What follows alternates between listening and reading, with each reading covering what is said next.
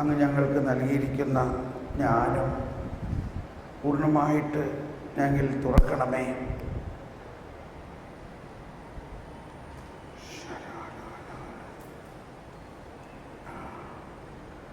ജ്ഞാനം നൽകണമേ പരിശുദ്ധാത്മാവേ. ദൈവിക ജ്ഞാനം ഞങ്ങളിൽ തുറക്കണമേ.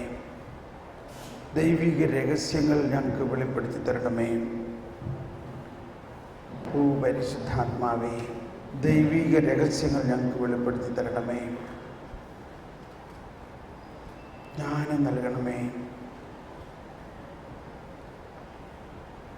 ജ്ഞാനസ്നാനത്തിലൂടെ ഞങ്ങൾക്ക് ലഭിച്ചിരിക്കുന്ന പ്രസാദവരത്തെ ജ്വലിപ്പിക്കണമേ. വരദാനങ്ങൾ ഞങ്ങളിൽ തുറക്കണമേ.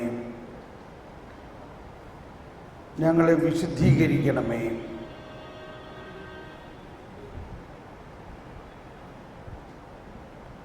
ഓ പരിശുദ്ധാത്മാവേ, ഞങ്ങളുടെ ഹൃദയത്തിലുള്ള എല്ലാ അന്ധതയും അകറ്റണമേ. ഞങ്ങളുടെ ഹൃദയം ശുദ്ധീകരിക്കണമേ. ഞങ്ങളുടെ ഹൃദയം അങ്ങയുടെ ഹൃദയം പോലെ ആക്കണമേ. ഈശോയുടെ മാധുര്യമുള്ള തിരുഹൃദയമേ, എൻ്റെ ഹൃദയം അങ്ങയുടെ ഹൃദയം പോലെ ആക്കണമേ.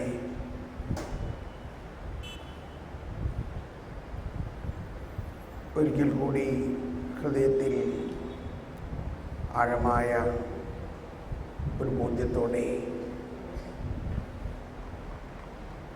ഈശോയെ, എന്നെ വിശുദ്ധീകരിക്കുന്നതിനായി അങ്ങെല്ലാം ചെയ്തു കഴിഞ്ഞിരിക്കുന്നു. ഞാൻ വിശ്വസിക്കുന്നു. എന്നെ വിശുദ്ധീകരിക്കുന്ന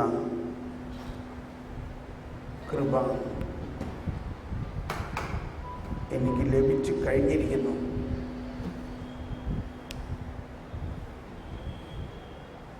എനിക്ക് ലഭിച്ചു കഴിഞ്ഞിരിക്കുന്നു. പരിശുദ്ധാത്മാവേ, ആ കൃപാവരത്തിലൂടെ എൻ്റെ ജീവിതത്തെ മഹത്വപ്പെടുത്തണമേ.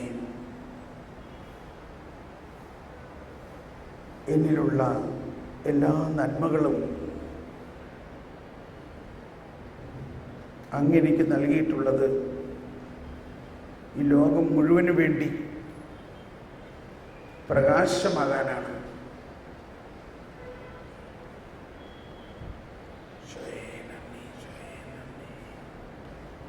പരിശുദ്ധാത്മാവേ, സഹായിക, എന്നെ സഹായിക്കണമേ. എൻ്റെ ഹൃദയത്തിൽ ഇപ്പോഴും ഉണ്ടായിരിക്കാവുന്ന ദുഃഖം, നിരാശ എടുത്തു മാറ്റണമേ. ദൈവവചനം ആകുന്ന വിത്ത് വിതയ്ക്കുന്നതിന് എൻ്റെ ഹൃദയത്തെ നല്ല നിലമാക്കണമേ. എൻ്റെ ഹൃദയത്തിലുള്ള വിദ്വേഷം, വെറുപ്പ്, വാശി, വൈരാഗ്യം, ശത്രുത, കലഹം, കോപം, മാത്സര്യബുദ്ധി, ഇതെല്ലാം ഈശോയെ വിശുദ്ധീകരിക്കണമേ. ആഴമായ ഒരു വിശുദ്ധീകരണത്തിനായിട്ട് ദാഹിക്കുക. ഈശോ എല്ലാം ചെയ്ത് കഴിഞ്ഞിരിക്കുന്നു. ഈശോ പരിശുദ്ധാത്മാവിനെ നമുക്ക് നൽകിയിരിക്കുന്നു. ആ വിശുദ്ധിയുടെ ആത്മാവ് നമ്മുടെ ഹൃദയത്തെ നല്ല നിലമാക്കി ദൈവവചനമാകുന്ന വിത്ത് സ്വീകരിക്കാൻ നമ്മുടെ ഹൃദയത്തെ നല്ല നിലമാക്കുകയാണ്. വിശുദ്ധീകരിച്ചിടണേ, ശുദ്ധീകരിച്ചിടണേ,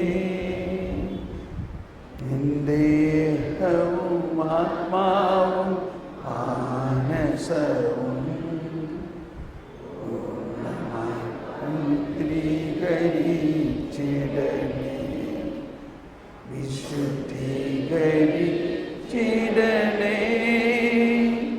ദൈവമേ.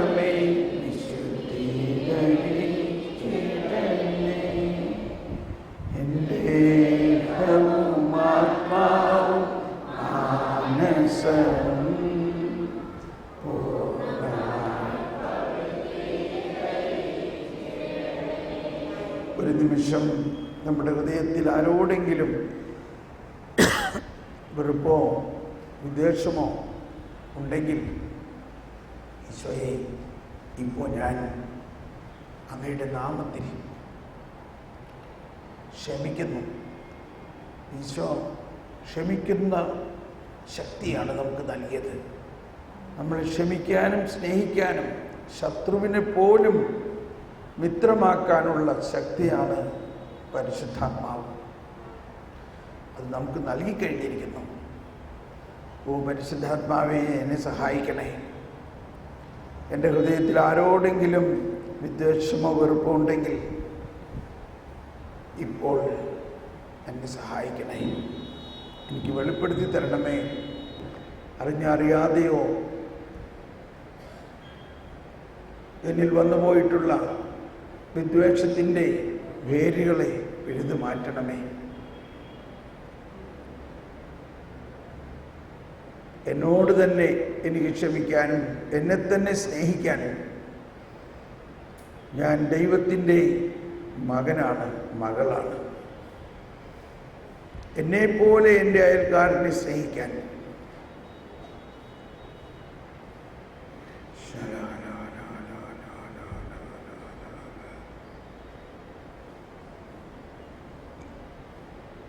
ഈശോയെ, എൻ്റെ ഹൃദയം അങ്ങ് അറിയുന്നുണ്ടല്ലോ. ഞാൻ ആഗ്രഹിക്കുന്നത് പോലും എനിക്ക് ചെയ്യാൻ പറ്റാത്ത പോലെ എൻ്റെ ഹൃദയത്തിൽ അന്ധകാരമുണ്ടെങ്കിൽ അങ്ങയുടെ പ്രകാശത്താൽ അതെല്ലാം വിശുദ്ധീകരിക്കും. ഓ ഈശോയെ, സ്നേഹം നിറയ്ക്കണമേ, ജ്ഞാനം നിറയ്ക്കണമേ, എൻ്റെ ഹൃദയം നല്ല നിലമാക്കണമേ.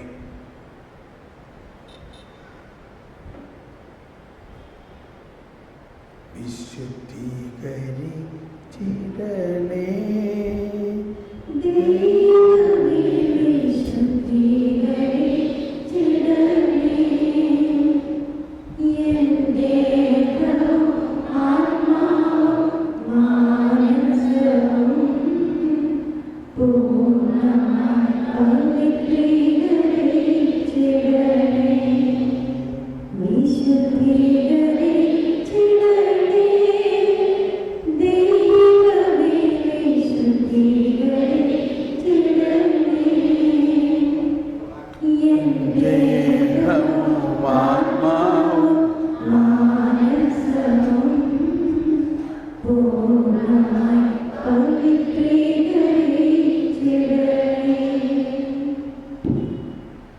Praise the Lord.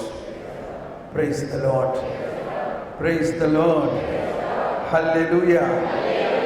ഒരു കരം ഉയർത്തി ഹല്ലേലൂയ. ശബ്ദം ഉയർത്തി പ്രൈസ് ദി ലോർഡ്. വളരെ സന്തോഷമുണ്ട് ഇവിടെ എൻ്റെ സ്വന്തം നാട്ടിൽ വന്ന് നിങ്ങളോട് വചനം പറയാൻ. പണ്ട് ഈശോ പറഞ്ഞിട്ടുണ്ട്, പ്രവാചകൻ സ്വന്തം നാട്ടിൽ സ്വീകാര്യനല്ലാന്ന്. സ്വീകാര്യനാണോ? അപ്പൊ എന്താ ആ വചനത്തിന്റെ അർത്ഥം? ആ വചനം പന്തക്കുസ്തായോടെ മാറി. പന്തക്കുസ്ത കഴിഞ്ഞോടുകൂടി ആ വചനം മാറി. പന്തക്കുസ്ത കഴിഞ്ഞപ്പോ കർത്താവ് എല്ലാവർക്കും പ്രവാചക ദൗത്യം നൽകി. എന്നിട്ട് പറഞ്ഞത് എന്താ? ഇതാ നിങ്ങൾ പരിശുദ്ധാത്മാവിനെ സ്വീകരിക്കുവിൻ. ആ പഴയ പ്രവാചകന്മാരെ പോലെ അല്ല ഇനി. പരിശുദ്ധാത്മാവ് നിങ്ങളുടെ മേൽ വന്നു കഴിയുമ്പോൾ നിങ്ങൾ, വചനം എല്ലാവർക്കും ബൈ ഹാർട്ട് അറിയാം. എന്താണ്? പരിശുദ്ധാത്മാവ് നിങ്ങളുടെ മേൽ വന്നു കഴിയുമ്പോൾ നിങ്ങൾ ശക്തി പ്രാപിക്കും. എന്നിട്ട് എന്താ അടുത്തത് പറഞ്ഞത്? നിങ്ങൾ എൻ്റെ സാക്ഷികളാകണം. എവിടെയാണ് ആദ്യം സാക്ഷിയാകേണ്ടത്? ജെറുസലേമിൽ. കേട്ടോ, സ്വന്തം നാടല്ലേ? സ്വന്തം നാടല്ലേ? ആദ്യം എവിടെ ആകണം? ജെറുസലേമിൽ. ഇപ്പം ഇന്ന് അച്ഛൻ വളരെ മനോഹരമായി നമ്മളോട് ഉദ്ഘാടന പ്രസംഗത്തിൽ പറഞ്ഞു, നമ്മൾ ആദ്യം നമ്മുടെ സ്വന്തം ഭവനത്തിൽ സാക്ഷിയാകണമെന്നൊക്കെ അല്ലേ പറഞ്ഞത്? ഇല്ലേ? ഇല്ലേ? നമ്മുടെ ഇടവകയിൽ സാക്ഷിയാകണം. അപ്പോൾ ഇതെല്ലാം ഈ നാടിനെ സംബന്ധിച്ച് നോക്കുമ്പോൾ പറവൂരെന്ന് പറഞ്ഞാൽ എന്താ? പറവൂരെന്ന് പറഞ്ഞാൽ തോമാസ് ലീഹായുടെ പാദസ്പർശമേറ്റ് തോമാസ് ലീഹ തന്നെ പള്ളി പണിത നാടാണ്. Praise the Lord. എന്തോ ഒരു അഭിമാനമാണ് നമുക്കില്ലേ? എന്നാൽ വാസ്തവത്തിൽ ഈ 2000 വർഷമായിട്ടും ഇത് ആരുടെയും കുറ്റമൊന്നുമല്ല. 2000 വർഷമായിട്ടും ഈ സുവിശേഷ പുസ്തകം നമ്മുടെ കയ്യിൽ കിട്ടിയിട്ട് എത്ര നാളായി? പറയും, എത്ര നാളായി? ബൈബിള് നമ്മുടെ കയ്യിൽ, എല്ലാ വീട്ടിലും എല്ലാവർക്കും കയ്യിൽ ബൈബിള് ലഭ്യമായിട്ട് എത്ര നാളായി? കൂടി വന്നാൽ 30 വർഷം 50 വർഷമായിട്ടുണ്ടാവും അല്ലേ? 50 കൂട്ടില്ലേ? 50 വർഷം മുമ്പ് ഇവിടെ ഇരിക്കുന്ന കാരണന്മാരെന്ന് പറഞ്ഞ് 50 വർഷം മുമ്പ് എല്ലാവരുടെയും വീട്ടിൽ ബൈബിൾ ഉണ്ടായിരുന്നോ? ഉണ്ടായിരുന്നില്ലല്ലോ. അപ്പൊ 1950 വർഷവും ഈ ബൈബിള് നമ്മുടെ കയ്യിൽ കിട്ടിയിട്ടുണ്ടായില്ല. അപ്പൊ സാവധാനം തുടങ്ങണുള്ളൂ എന്ന് പറയാണിപ്പോ. സംഭവങ്ങൾ ഇപ്പോഴേ ആരംഭിക്കുന്നുള്ളൂ. ബൈബിള് കിട്ടി, ബൈബിള് പഠിച്ചു, പഠിച്ച് നമ്മളിപ്പോൾ പഴയ നിയമം വരെ ആയിട്ടുള്ളൂ.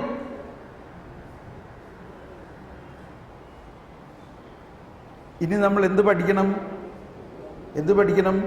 പുതിയ നിയമം പഠിക്കണം.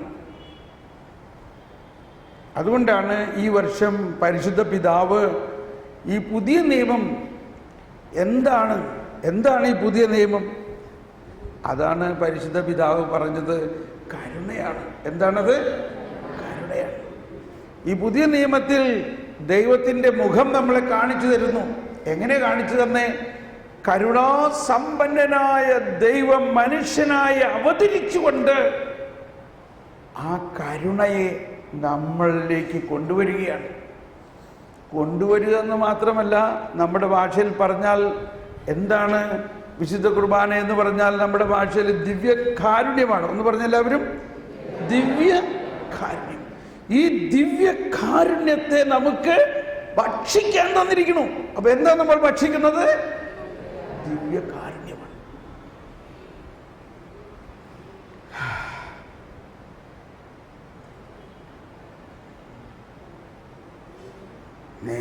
എന്താ ഞാനൊന്നും മിണ്ടാത്തെന്നാ ചോദിക്കണേ? മിണ്ടണ്ട. ഈ ദിവ്യകാരുണ്യം ഭക്ഷിക്കുന്നുണ്ടെങ്കിലും ഈ ദിവ്യകാരുണ്യം ശരിക്കും നമ്മളിലൂടെ ഒഴുകുന്നുണ്ടോ? അതാണ് നമ്മുടെ വിഷയം. വിഷമിക്കണ്ട, 2-3 ദിവസം കൊണ്ട് ഇത് ഒഴുകും. അപ്പോൾ നമ്മൾ ഭക്ഷിക്കുന്നതും നമ്മൾ പാനം ചെയ്യുന്നതും നമ്മളിൽ നിലനിൽക്കുന്നതുമായ ആ മുന്തിരിച്ചെടി, നമ്മൾ അതിനെക്കുറിച്ച് കൂടുതലായിട്ട് പഠിക്കണം, കൂടുതലായിട്ട് അറിയണം. അപ്പോൾ നമ്മളുടെ ഈ നാട്, ഇത്രയും വർഷത്തെ പാരമ്പര്യമുള്ള നമ്മുടെ ഈ വിശ്വാസത്തിൽ ഇനിയും നമ്മൾ നീങ്ങേണ്ടത് അതിൻ്റെ ഉപരിപ്ലവമായ ഒരു അനുഭവത്തിലേക്കല്ല, മറിച്ച് അതിൻ്റെ ആഴമായ അനുഭവത്തിലേക്ക് നീങ്ങണം. അപ്പം അതുകൊണ്ടാണ് ഞാൻ പറഞ്ഞു, ധ്യാനത്തിൻ്റെ കാര്യം പറഞ്ഞപ്പോൾ നമ്മൾക്ക് ഒരുപാട് ജനം വേണമെന്നില്ല, കുറച്ച് പേര്, ആഴമായ ദാഹമുള്ള കുറച്ച് പേരാണ് ഈ ധ്യാനത്തിൽ ഉദ്ദേശിച്ചത്. അതാണ്, ഇത്രയും മതി. എനിക്ക് വളരെ സന്തോഷമുണ്ട് ഇത്രയും പേരിൽ കണ്ടതിൽ. പക്ഷെ ഇവിടെ നിങ്ങൾ ആഗ്രഹിക്കേണ്ടത് ആഴമായ ഒരു ആത്മീയ അനുഭവത്തിലേക്ക് പോകണം എന്ന് നമ്മൾ ആഗ്രഹിക്കണം. നമ്മൾ പുതിയ നിയമത്തിൻ്റെ പ്രവാചകരാണ്. പഴയ നിയമത്തിൽ മോശ, ഏലിയ, എലീഷ ഇങ്ങനെയുള്ള കുറേ പ്രവാചകന്മാരുണ്ടെങ്കിൽ പുതിയ നിയമത്തിൽ ആരാണ് പ്രവാചകർ? പുതിയ നിയമത്തിലെ പ്രവാചകർ ആരാ? യേശു. അപ്പോൾ അത്രയും വരെ ആയിട്ടുള്ളൂ. നിങ്ങൾ കണ്ടോ, ഇപ്പം മനസ്സിലായില്ലേ? പുതിയ നിയമത്തിൽ ആരാ പ്രവാചകർ? ആരാ പ്രവാചകർ? നമ്മളെല്ലാവരുമാണ്. അപ്പം ഞങ്ങളിവിടെ നോക്കിയൊന്നും കണ്ടിട്ട് എന്താ തോന്നണേ? കണ്ടിട്ടൊന്നും തോന്നണില്ല. പക്ഷേ കർത്താവിനറിയാം, ആ ഉയർത്തെഴുന്നേറ്റ കർത്താവിൻ്റെ ആത്മാവ് നമ്മളിൽ മുഴുവനായിട്ടുണ്ടോ? ഉണ്ടോ?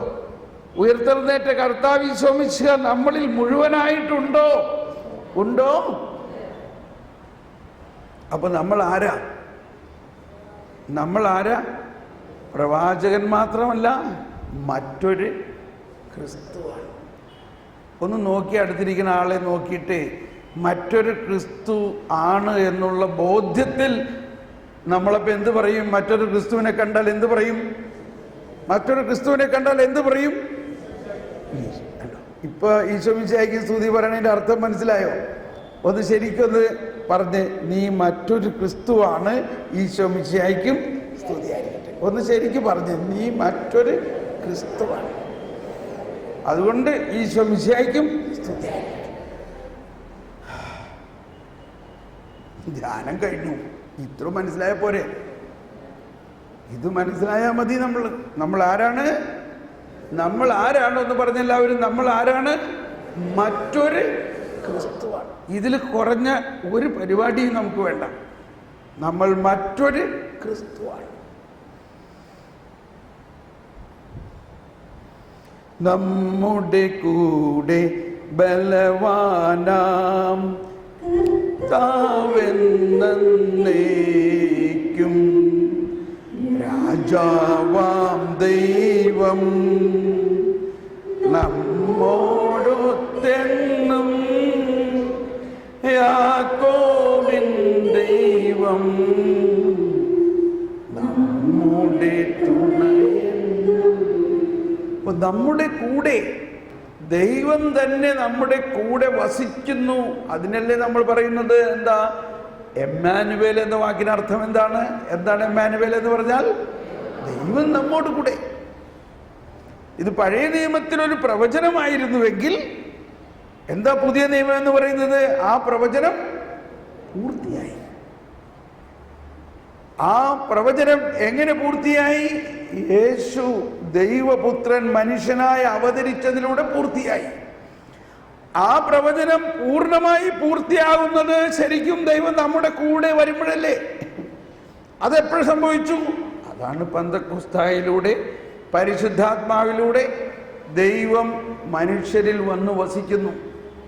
അത് ജ്ഞാനസ്നാനത്തിലൂടെയും സ്ഥൈര്യലേപനത്തിലൂടെയും വിശുദ്ധ കുർബാനയിലൂടെയും ഇത് പൂർണ്ണമായിട്ട് നമ്മളിൽ സംസ്ഥാപിതമായി കഴിഞ്ഞിരിക്കുന്നു.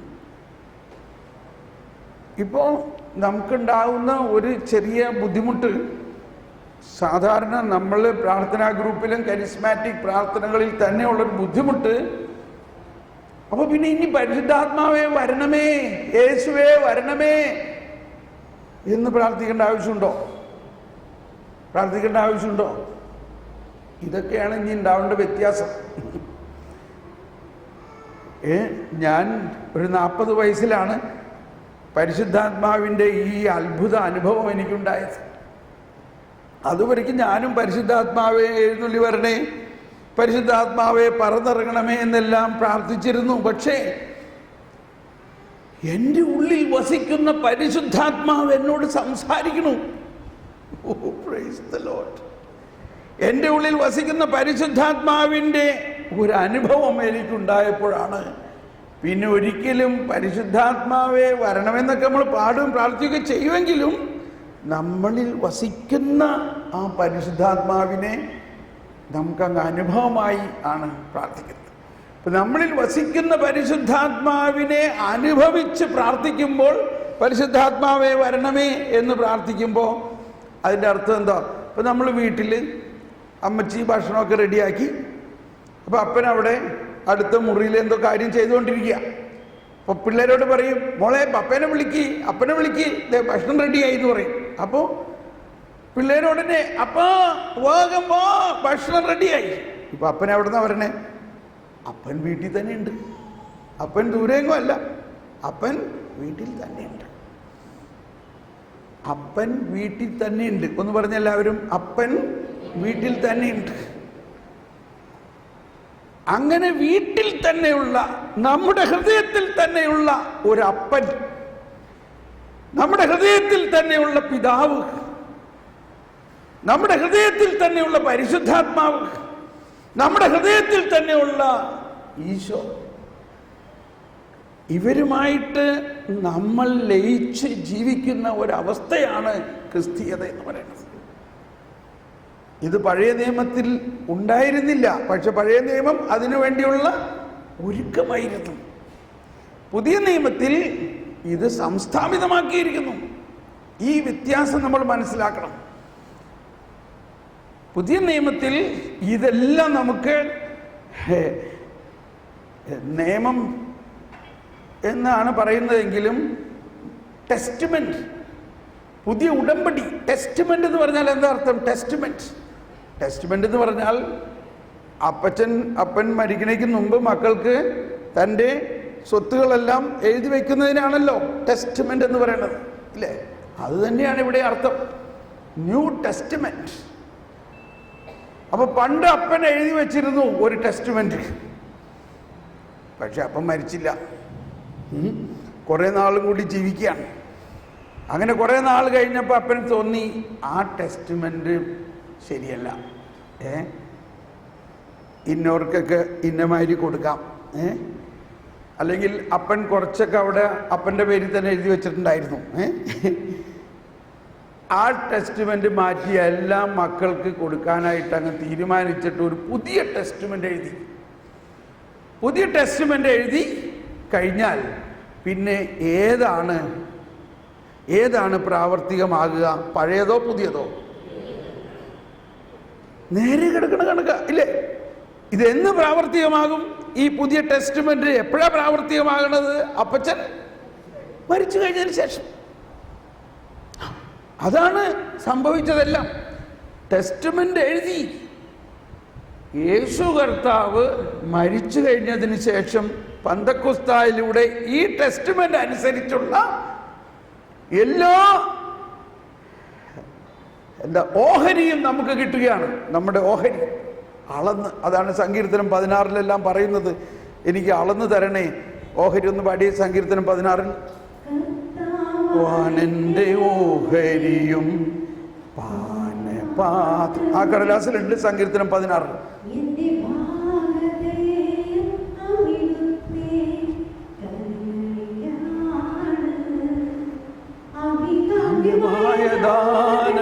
ദാനമാണെനിക്ക് വന്ന് കിട്ടിയിരിക്കുന്നത്, വിശിഷ്ടമായ അവകാശം എനിക്ക് ലഭിച്ചിരിക്കുന്നു. കണ്ടോ?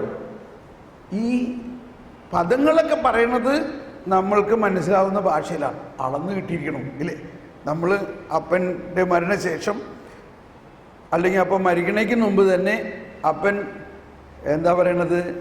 അളക്കണ ആളെന്താ പറയണേ? സ്ഥലം അളക്കണ ആളെന്താ പറയണേ? നമ്മൾ സർവേയർ, എന്തു ആവട്ടെ, ആ അളക്കണ ആളെ വിളിച്ച് അളന്ന് കുറ്റിയടിച്ചു, ഇല്ലേ?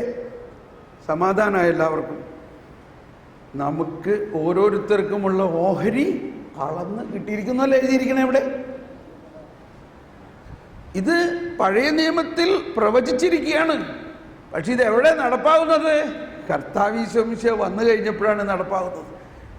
അഭികാമ്യമായ ദാനമാണെനിക്ക് വന്ന് കിട്ടിയിരിക്കുന്നത്, ഇഷ്ടമായ അവകാശം എനിക്ക് ലഭിച്ചിരിക്കുന്നു.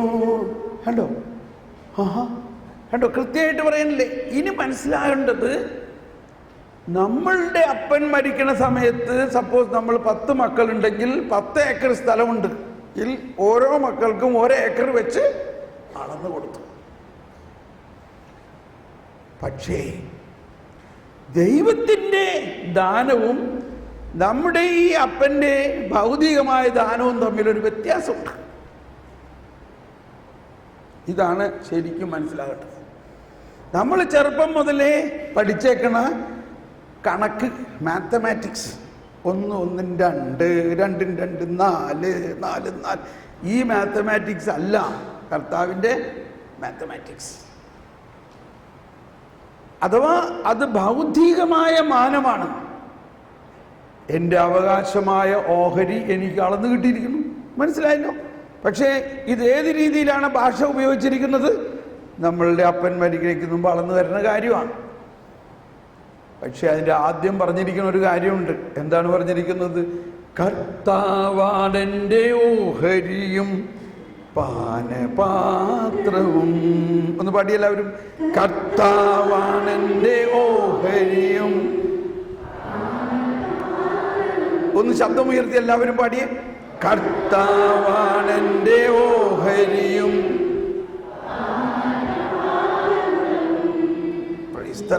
ഞാനിത് ഇത്രയും വളർച്ചയിലേക്ക് പോകുന്നു വിചാരിച്ചില്ല കേട്ടോ. ആരംഭത്തിൽ തന്നെ നിങ്ങൾ വളരെയധികം ദാഹമുള്ളവരാണ്.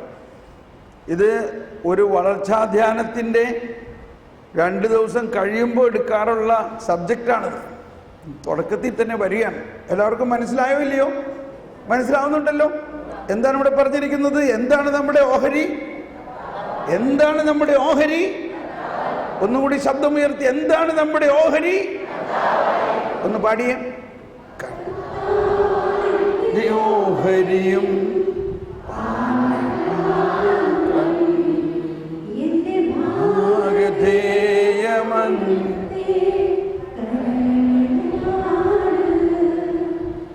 അഭികാമ്യമായ എനിക്ക് ഇരിക്കുന്നത് ഇഷ്ടമായ അവകാശം നീക്ക് ചിരിക്കും. കണ്ടോ? 1-2 ശബ്ദം വളരെ കൃത്യമാണ്. അവകാശമുണ്ട് നമുക്ക്, ഇല്ലേ? നമ്മൾ മക്കളാണെങ്കിൽ നമുക്ക് അവകാശമുണ്ട്. ഈ അവകാശം എല്ലാ മക്കൾക്കും ഒരുപോലെയാണ്. ഇനി അവിടെ മനസ്സിലാക്കേണ്ട വലിയൊരു കാര്യം, നമ്മുടെ ഭൗതികമായ, ഇപ്പം നമ്മുടെ അപ്പന് 10 ഏക്കർ സ്ഥലമുണ്ട്, 10 മക്കളുണ്ടെങ്കിൽ 1 ഏക്കർ കിട്ടും. ഇതാണ് ഭൗതികമായ ഒരു കൈമാറ്റം. എന്നാൽ ആത്മീയമായ കൈമാറ്റത്തിൽ നമ്മുടെ അപ്പച്ചൻ സ്വർഗീയ പിതാവിന് 10 ഏക്കർ സ്ഥലമുണ്ട്, നമ്മൾ 10 മക്കളുണ്ടെങ്കിൽ ആത്മീയമായിട്ട് എത്ര കിട്ടും? നമുക്ക് എത്ര കിട്ടും? 10 ഏക്കർ ഓരോ മക്കൾക്കും കിട്ടും. ഇതാണ് കർത്താവിൻ്റെ മാത്തമാറ്റിക്സ്. ഭൗതികമായിട്ട് നമ്മൾ നോക്കുമ്പോൾ 10 മക്കളുണ്ട്, ഓരോരുത്തർക്കും 1 ഏക്കർ. പക്ഷേ ആത്മീയമായിട്ട് ദൈവരാജ്യത്തിൻ്റെ രഹസ്യം എന്ന് പറയുന്നത് ഇതാണ്. ദൈവത്തിൻ്റെ ദാനം. 10 ഏക്കർ ഉണ്ടെങ്കിൽ, 10 മക്കളുണ്ടെങ്കിൽ ഓരോരുത്തർക്കും എത്ര ഏക്കർ കിട്ടും? എത്ര ഏക്കർ കിട്ടും? കണ്ടോ? 10 ഏക്കർ കിട്ടും. ഇത് മനസ്സിലായില്ല എല്ലാവർക്കും?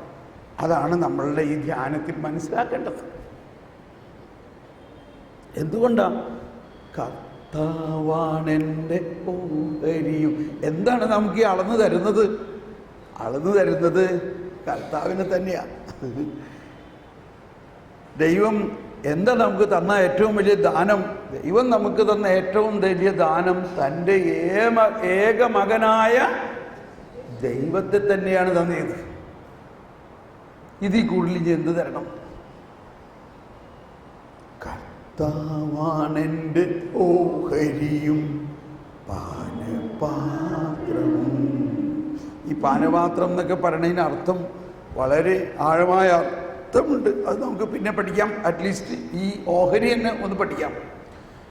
ഇപ്പൊ നമ്മൾ ഈശോ പറഞ്ഞു, നിനക്ക് ഒരു കടുക് മണിയോളം വിശ്വാസമുണ്ടെങ്കിൽ, എന്ന് പറഞ്ഞെല്ലാവരും, നിങ്ങൾക്ക് ഒരു കടുക് മണിയോളം വിശ്വാസമുണ്ടെങ്കിൽ, പിന്നെ അടുത്ത് പറയണ എന്താ? നിനക്ക് അസാധ്യമായി ഒന്നുമില്ല. ആർക്ക് അസാധ്യമായി? നമ്മൾ സാധാരണ കേട്ടിരിക്കുന്നത് ദൈവത്തിന് അസാധ്യമായി ഒന്നുമില്ല എന്നാണ്, അല്ലേ? ദൈവത്തിന് അസാധ്യമായി ഒന്നുമില്ല എന്നാണ്. പക്ഷേ മത്തായിയുടെ സുവിശേഷത്തിൽ 17-ാം അധ്യായത്തിൽ 21-ാമത്തെ വാക്യം പറയുകയാണ്.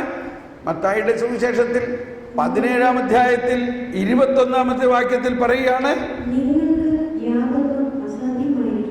നിങ്ങൾക്ക് യാതൊന്നും അസാധ്യമായിരിക്കില്ല. ഒന്നെല്ലാവരും കരമുയർത്തി നേറ്റ് പറഞ്ഞ ആ വചനം, നിങ്ങൾക്ക് യാതൊന്നും അസാധ്യമായിരിക്കില്ല. 20 മുതലൊന്ന് വായിക്കാം. 17. യേശു പറഞ്ഞു, എല്ലാവരും ഏറ്റു പറഞ്ഞുകൊണ്ട്, സത്യമായി ഞാൻ നിങ്ങളോട് പറയുന്നു, നിങ്ങൾക്ക് കടുക് മണിയോളം വിശ്വാസമുണ്ടെങ്കിൽ ഈ മലയോട് ഇവിടെ നിന്ന് മാറി മറ്റൊരു സ്ഥലത്തേക്ക് പോകാൻ എന്ന് പറഞ്ഞാൽ അത് മാറിപ്പോകും. നിങ്ങൾക്ക് യാതൊന്നും അസാധ്യമായിരിക്കില്ല. Praise the Lord. എന്താണ് ഈ കടുകുമണി? പണ്ടൊക്കെ ഞാനും പറഞ്ഞിട്ടുള്ളതാണ്, ഈ കടുകുമണി എന്ന് പറഞ്ഞാൽ അതിൻ്റെ അകത്ത് ഗ്യാപ്പില്ല, അതിൻ്റെ അകത്ത് നല്ല സ്ട്രോങ് ആണെന്നൊക്കെ. പക്ഷെ പിന്നീടാണ് എനിക്ക് മനസ്സിലാവുന്നത് അതൊന്നും അല്ല പറഞ്ഞതിൻ്റെ ഉദ്ദേശം. ഞാനും വളരെയായിരുന്നു. 25 വർഷമായി ഞാൻ സുവിശേഷ പ്രഘോഷണം ചെയ്യുന്നു. പക്ഷേ ഈ കഴിഞ്ഞ 3-4 വർഷത്തിലെ സുവിശേഷം എന്താണെന്ന് എനിക്ക് മനസ്സിലായിട്ടുള്ളൂ.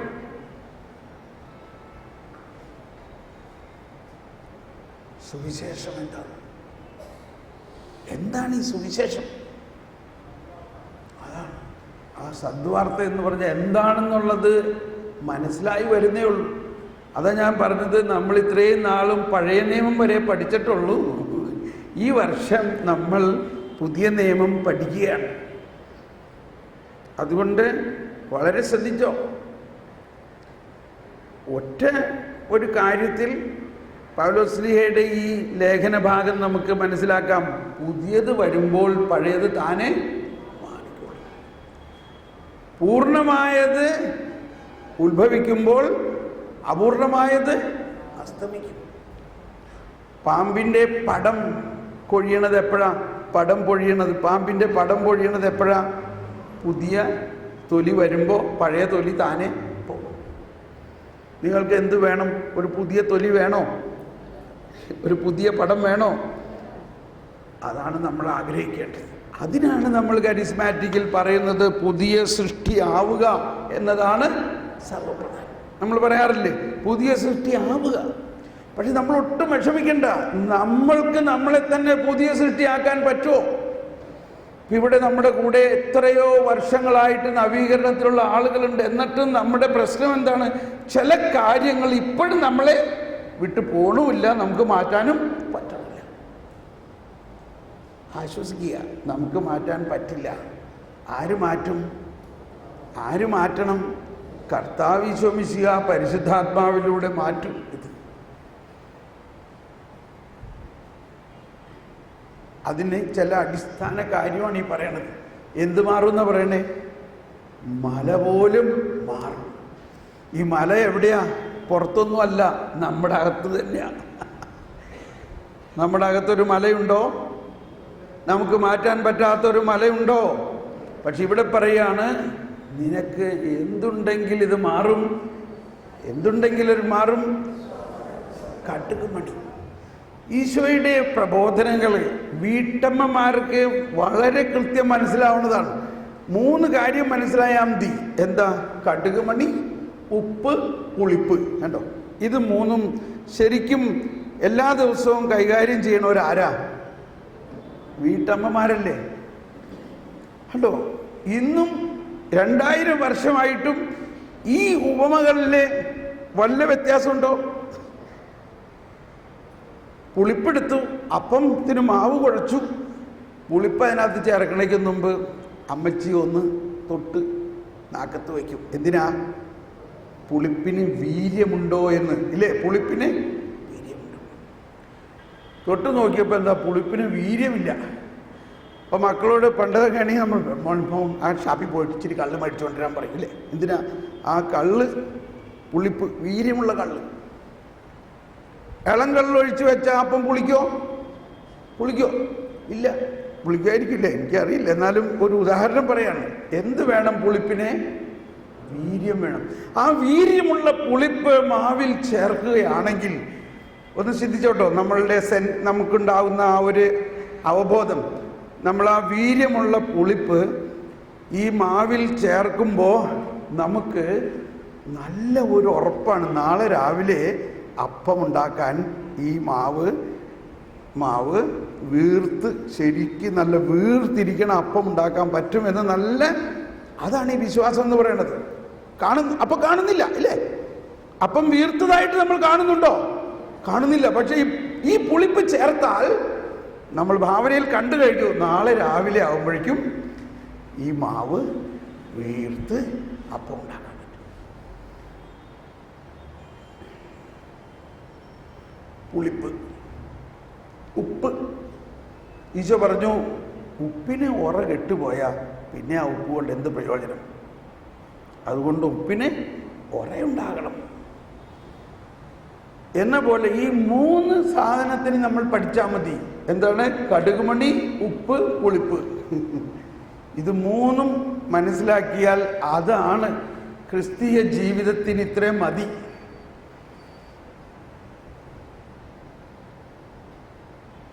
മനസ്സിലായോ? അമ്മച്ചിമാർക്ക് നല്ല ഉറക്കം വരുന്നുണ്ട്. ഞാൻ സാധാരണ പറയാറുള്ളതാണ്, ഈ ധ്യാനത്തിനൊക്കെ കൂടുതൽ അമ്മച്ചിമാരാണ് വരുന്നത്, സഹോദരിമാരാണ് വരുന്നത്. എന്തുകൊണ്ടാണ്? 5 ദിവസം ഈ ചട്ടിയും കലത്തിൽ നിന്ന് വിട്ട് ഒന്ന് സമാധാനമായിട്ട് വേറെ ഒരു സ്ഥലത്ത് പോകാമല്ലോ. അത് വളരെ നല്ല കാര്യമാണ്. 5 ദിവസം ഇന്നിപ്പോൾ വീട്ടിൽ പോയി സാധാരണ താമസിച്ചുള്ള ധ്യാനത്തിലാണ് നിങ്ങൾ പോകേണ്ടത്. എന്തിനാണ് 5 ദിവസം ഈ അടുക്കള വിടുക? അതാണ് ധ്യാനത്തിൻ്റെ പ്രധാന ഉദ്ദേശം. എന്താണ്?